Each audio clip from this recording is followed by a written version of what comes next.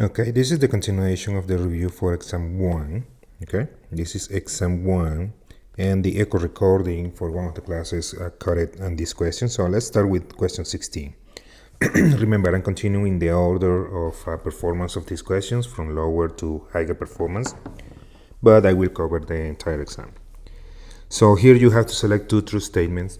And remember, when you have to select two, there is no partial credit given, even if you select one and it's incorrect. All right. So here we have the first statement tells you that a spontaneous process will always increase the entropy of its surroundings, which is incorrect, because a spontaneous process will always increase the entropy of the universe. All right. So if the process is spontaneous, the changing entropy of the universe will be positive, which is the statement that you have here. All right. Spontaneous process always increases the entropy of the universe. That's the one that is correct. No, the surroundings can go up and down. All right. But if the process is spontaneous, it is the entropy of the universe, the one that increases. So this is the first statement that is true. Here, a system with high entropy has a high degree of energy dispersion. Remember, entropy, one of the ways that we see entropy is in how many different ways a system can dissipate energy. The more ways to dissipate energy, the higher the entropy. So it stands to reason that high entropy means higher energy dispersion. All right. But if you're not sure, you can hold it for a moment and then take a look at the next statement. The next statement is telling you that the condensation of a gas to a liquid increases the entropy of the universe. So in this statement, you are looking at a change of state from the gas to the liquid state, and that comes with a reduction in the entropy of the system. So when you go from solid to liquid to gas, the entropy is increasing. If you are going in the opposite direction, then the entropy is decreasing. So that statement is not correct. So a high entropy system does have high degree of energy dispersion. Okay.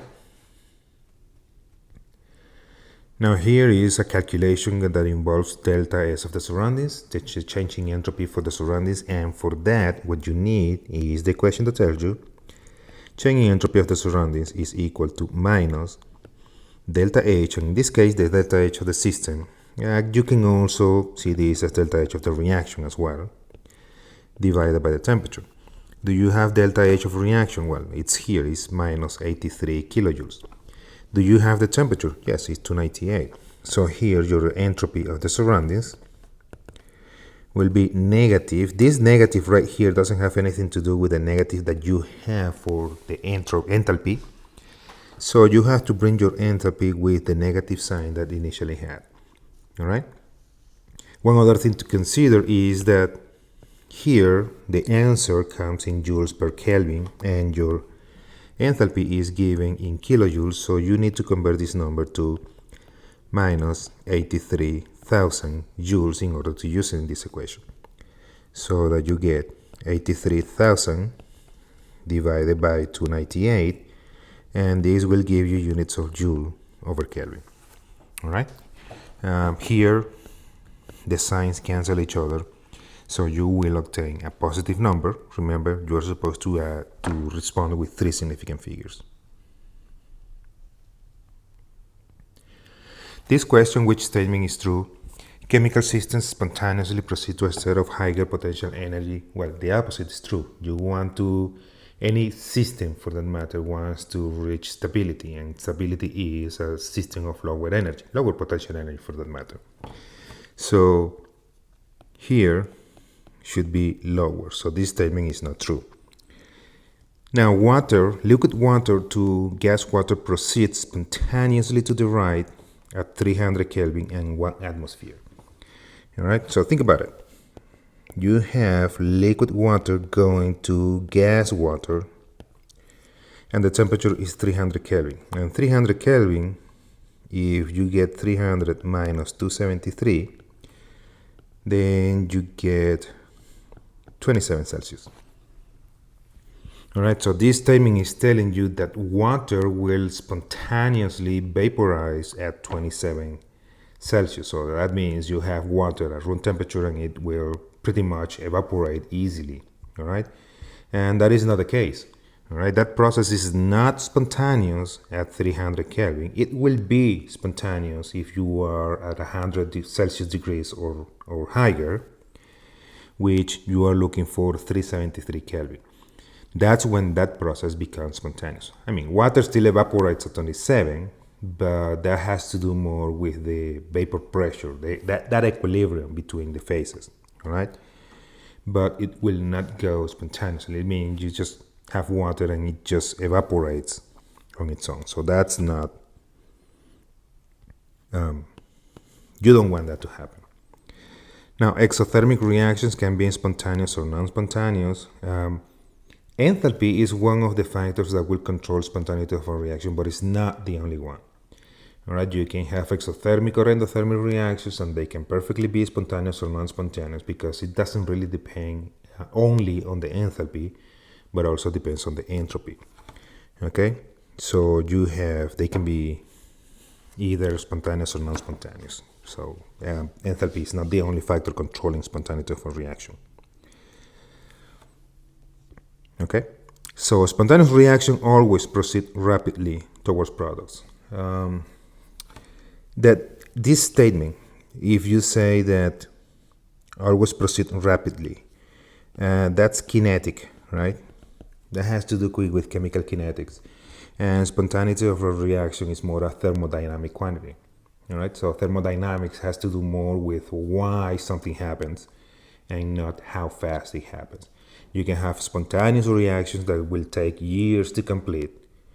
All right, and you may have non-spontaneous reactions that happen rapidly if you're given the proper conditions. All right, so this statement is not correct.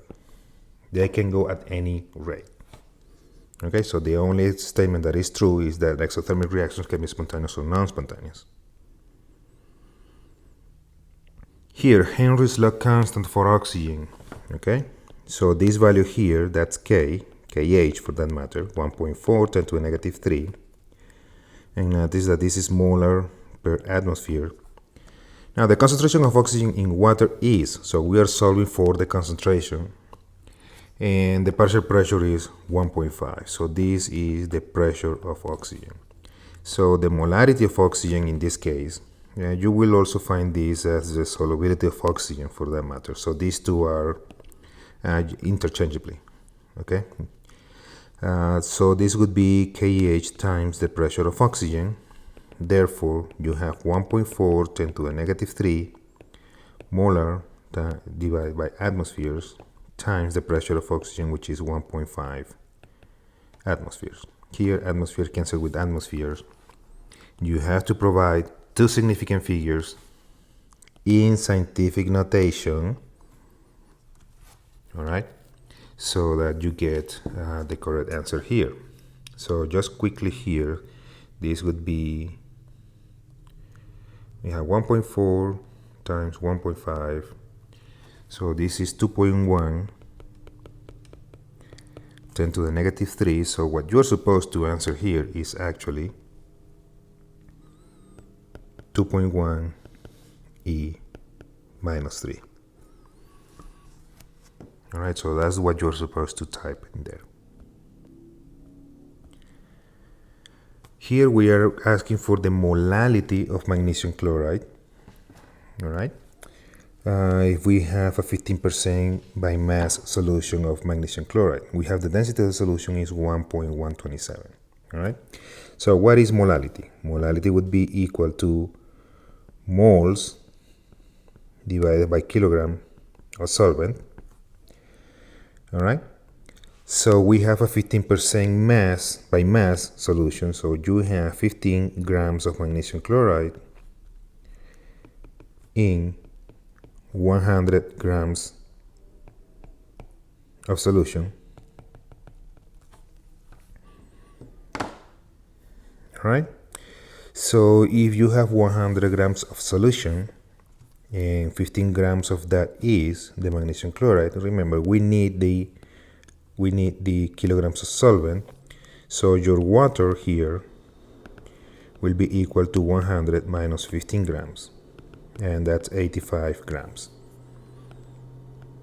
All right, therefore this represents 0.85 kilograms of water, which is your solvent. Now the next step is to determine what is the number of moles of magnesium, and for that matter you have to take the mass and divide it by the molar mass. All right, so this is 15 grams of magnesium chloride, and 1 mole of magnesium chloride is equal to 95 20 grams, and this is equal to 0.157, well, 158 moles. All right, if you are calculating molality, then the molality would be equal to the number of moles, 0.158, divided by the number of kilograms, which is 0.058, and that is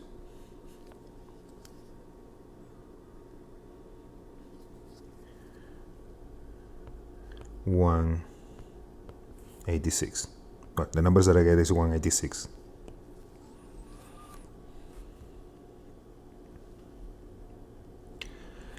Okay, here we have how many grams of tetrachloromethane evaporate when you provide 28.3 kilojoules of energy. All right, you are at the boiling point, so what you are looking at is that you have CCl4 in the liquid state going to CCl4 to the gas phase, and this is happening at the boiling point of this substance. All right, which by definition you need that more energy at the boiling point.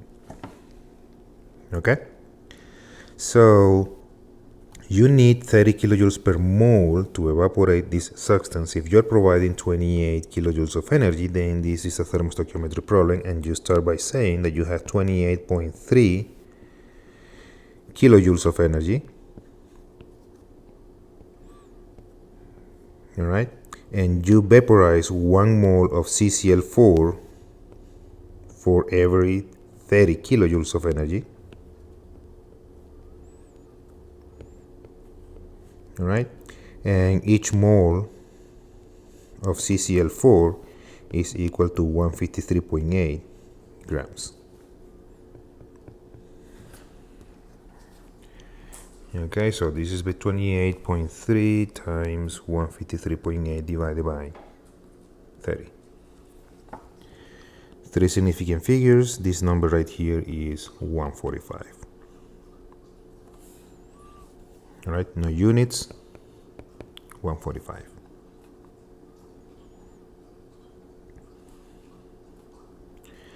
Okay, heat is added at a constant rate to a sample of benzene at a pressure of 1 atmosphere. What statement is true regarding this curve? All right. Okay, in segment D, the first statement is telling you segment D, which is this one.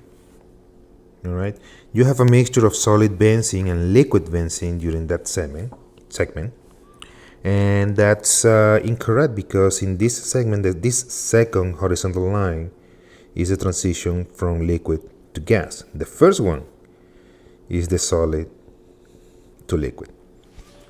Okay, so this statement is incorrect. Segment A represents solid benzene melting to liquid benzene. All right, that is incorrect because the melting is represented by B. In A, okay, A is heating the solid. Liquid benzene is converted to benzene vapor during segment E. Segment E is this. Now that happens in D. In E, you are heating the gas. And segment D is longer than segment B because the enthalpy of vaporization of benzene is larger than the enthalpy of fusion of benzene. For any given substance, the enthalpy of vaporization is always larger than the enthalpy of fusion, because here you completely overcome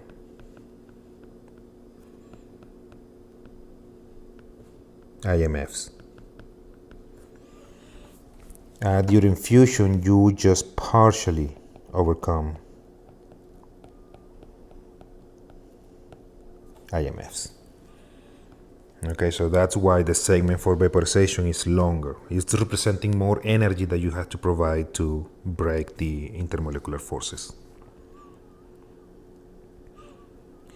Okay, we have an oxide of rhenium here. This is the cubic structure. What is the empirical formula of this compound? All right, so the rhenium are the light spheres, so that would be the ones in the corners. So we have 8 corners. The contribution of each corner is 1/8, so you have one rhenium atom in the entire cell, okay? And your oxygen is in the edges, okay? So let's do a count here. So you have 1, 2, 3, 4, 5, 6, 7, 8, 9, 10, 11, and 12. So you have 12 in the edges. Each edge contribution is 1/4. So 12 divided by 4, that's 3 oxygen. So your empirical formula is ReO3. Okay.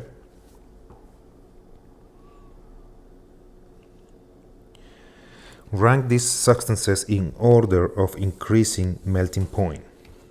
Okay. Increasing melting point, the melting point is also in a way measures the intermolecular forces. So things that have higher melting points then will have higher intermolecular forces. So what we are looking for here, you can completely forget about melting point, and what we are really asking is in order of increasing IMF strength. So that's what we're looking for. So which one has what's the correct order of strength in intermolecular forces, right? So we take a look at neopentane here, and then you only see carbon-carbon and carbon-hydrogen bonds. So this is a non-polar molecule, all right? And as such, there is only dispersion on this one, all right? In N-butanol, quickly we identify an oxygen here, and we have a hydrogen there, hydrogen connected to an oxygen. So the oxygen connected to the carbon will give you a polar molecule. All right, so let's start with this being a polar molecule, but you also have hydrogen bonding. So to begin with, this is the strongest intermolecular force that you're going to have, right? Just for not jump to conclusions too quickly, let's take a look at ethyl ether. And in ethyl ether, we have the oxygen, but there are no hydrogen connected to the oxygen. All right. So because of the oxygen, the carbon, and the geometry of this molecule, this is also a polar molecule, but there is no hydrogen bonding. So the only thing that you have here is dipole. All right. And the correct order, if you are given the information that we have, then we are looking at dispersion, followed by dipole-dipole, followed by hydrogen bonding. Okay, if we are going in order of increasing melting point, then we should start with neopentane, which is here and here, but we should end with N-butanol, which is here. Okay, so the correct choice here would be C, if you will. All right. Which response lists the substances with higher entropy first? All right. So here we have two gases. So the state of matter is not controlling the entropy here, and these are atoms, single atoms. So it's about what atom is larger. All right. So the larger atom will have a higher entropy. So who is larger between these two? Well, xenon is a larger atom than argon is. All right. Therefore, is this option here listing the substance with a higher entropy first? Absolutely. Okay. In these two, you are comparing C2H6, which is more complex, and has a larger molar mass, okay, but it's not listed first. That's why you are not picking that one. In this case, you are comparing solid versus liquid. The liquid will have a larger entropy, all right? So it's not listed first, so you cannot pick it. And same thing here, you have the same substance, but one in the solid state, one on the other in the gas state. So this should be first, this should be first, this should be first. All right, those are the ones with higher entropy on those options. Here in this reaction, we are looking for what delta G is at 333 Kelvin. All right, and based on that response, whether the reaction is spontaneous or not. What do we have here? We want to know what delta G is, and you are being given delta H and delta S. So this is the use of the formula that tells you that delta G at any given temperature will be equal to delta H minus T delta S. So you are being given everything that you need here. You have the temperature, you have the enthalpy, you have the entropy. All right. Notice that here you are also being given the 298. So using this equation is kind of making you assume, whether conscious or unconsciously, that the delta H and the delta S don't change with temperature, which is incorrect. But since we all want to have easier lives, we are assuming that they don't change with temperature. All right, so delta G will be equal to your enthalpy minus 198. Remember, I always put everything within parentheses, minus the temperature 333 Kelvin times, remember here all your units are in kilojoules, so you want everything in kilojoules, so minus 188 joules. Let's put this in different color.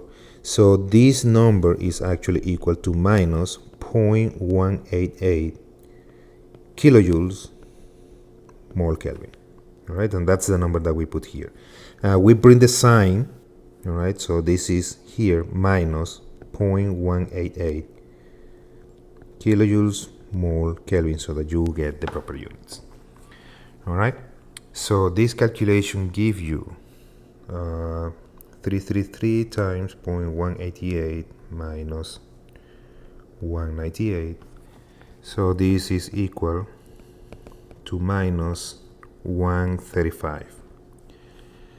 All right, 135, which is that one. And it's a negative delta G, which means it's a spontaneous process. Which container of liquid has the fastest rate of evaporation? The rate of evaporation depends on temperature. All right. If this is increasing, then it means higher temperature will favor that. Surface area, larger surface area favors that. And when it comes to IMFs, lower IMFs will increase rate of evaporation. So first we are looking for a higher temperature. Okay. Then we look for surface area. And then we look for IMFs, right? So here you have 1, 2, 3, 4, 5, and 6 carbons. 1, 2, 3, 4, 5, 6, 7, 8 carbons. All right. So this is a larger molecule, which means stronger IMFs. Therefore, the rate of evaporation, if you're just comparing the compounds, this one versus that one, okay, this will have stronger IMFs, then it will evaporate more slowly. All right. So Then under that analysis, then this one is the one that offers you the greatest rate of evaporation. It's the one at higher temperature with the larger surface area with the smaller or the weaker IMFs. All right.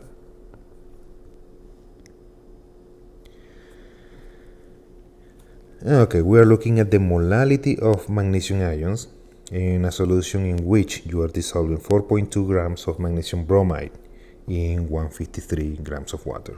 Since we are working with molality, this has to go to kilograms, so this is 153 kilograms. The concentration of magnesium ions will be equal to the concentration of magnesium bromide. So that's what we are calculating.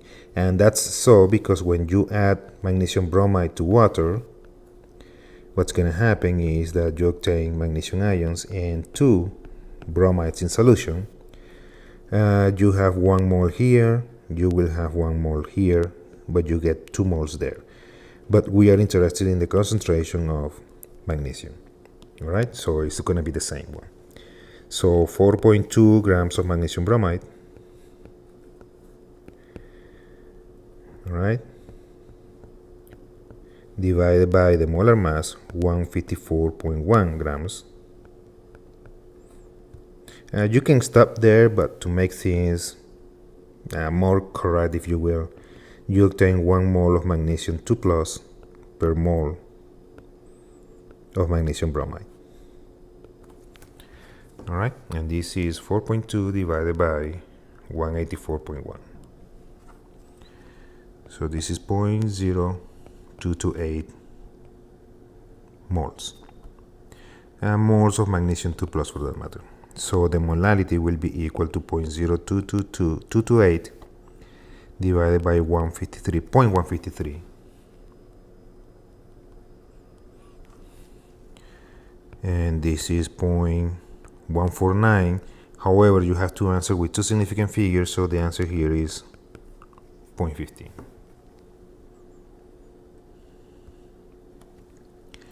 350 milliliters of 0.25 molar lithium bromide contains that many grams of lithium bromide. All right. So technically, we have to convert this to liters. So this is 0.35 liters, and that's your starting point, 0.35 liters. Each liter of solution contains 0.25 moles of lithium bromide, and each mole of lithium bromide has a mass of 86.8 grams. All right, so 0.35 times 0.25 times 86.8, and this is 6.076. All right, this is grams. 2 significant figures only, that means you have to answer 6.1.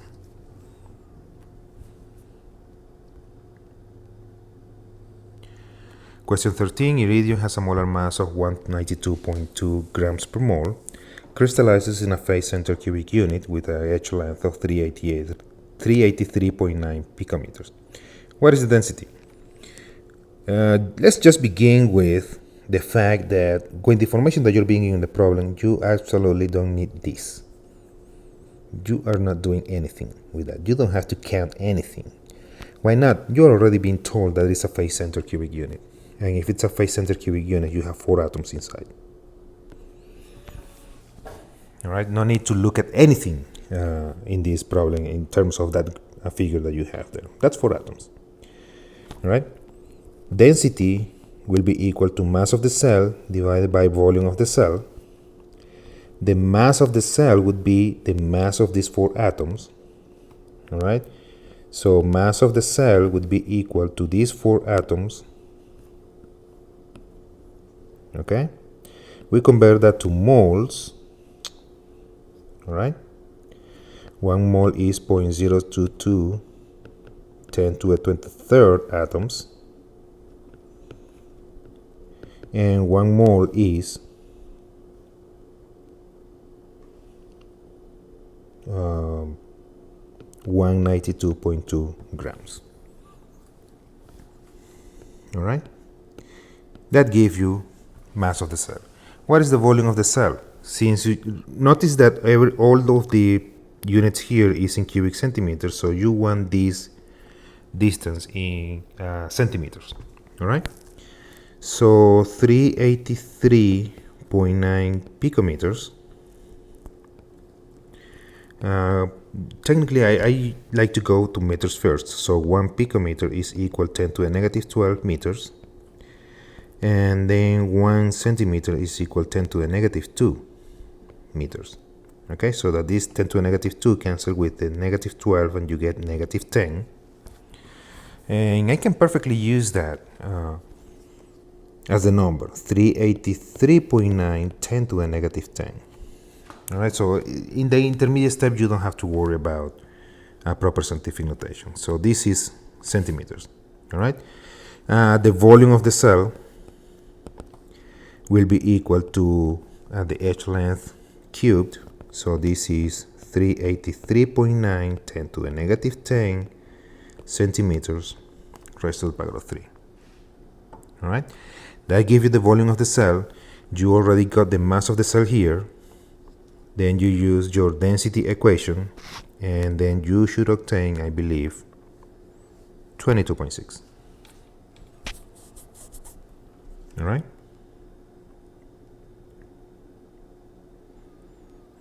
This question calculates delta G for the following reaction. You have everything in the gas phase.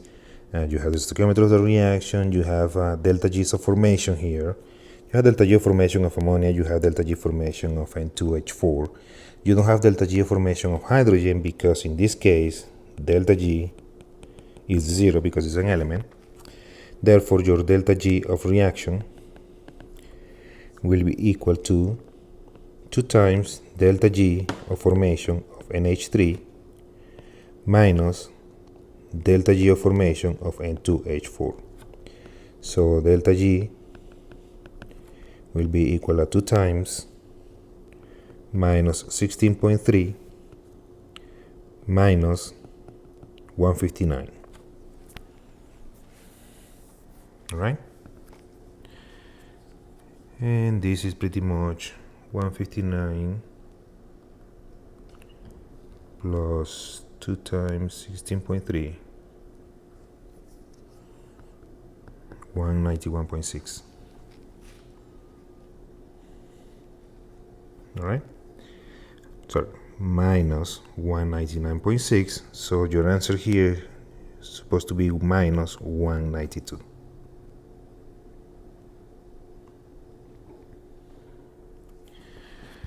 Okay, in this question, match each molecule with the strongest force of attraction between a pair of identical molecules. So if you're looking at each one of these molecules individually, what is the strongest force that you have in each of these molecules? So here we have tetrachloromethane, so that's carbon tetrachloride in other name. All bonds equal. If this carbon, this is tetrahedral. This configuration for this molecule, all bonds are polar. However, the molecule is non-polar because of the geometry of the molecule. And if it's non-polar, then this is dispersion. All right. In this molecule in acetonitrile, while you have nitrogen, which is more electronegative than carbon. All right. There are hydrogens, but none of them connected to nitrogen, oxygen, or fluorine. Therefore, you cannot have hydrogen bonding. But this molecule is polar, and as such, you have dipole-dipole. So that would be the strongest force in this one. There is also dispersion, but dispersion doesn't. The dipole-dipole is stronger than dispersion. And here in propanol, you have oxygen, and then you have a hydrogen here. All right, so this molecule is polar because of the carbon-oxygen bond, and the oxygen-hydrogen bond as well. Okay, but because you have this situation here, you have hydrogen bonding, and that would be the strongest force in this molecule. So that's what we were looking for. Match the phase change with a term that describes it. Solid to gas, that's sublimation. Solid to liquid, that's fusion. And gas to liquid is the opposite of vaporization, that's condensation. What happened to question 5 here? Oh, never mind. Question 11. Here, this question was the highest performing question, so nothing to worry about here. Things to remember here: this is the gas region, this is the solid region, and this is the liquid region. The first timing, if you go from B to G, you're going from the liquid to the solid. Okay? So, can't remember what the options were, but this is a phase change. Okay, going from B to G, that's a phase change. If you are in F, all right, that is a supercritical fluid. And if you are in D,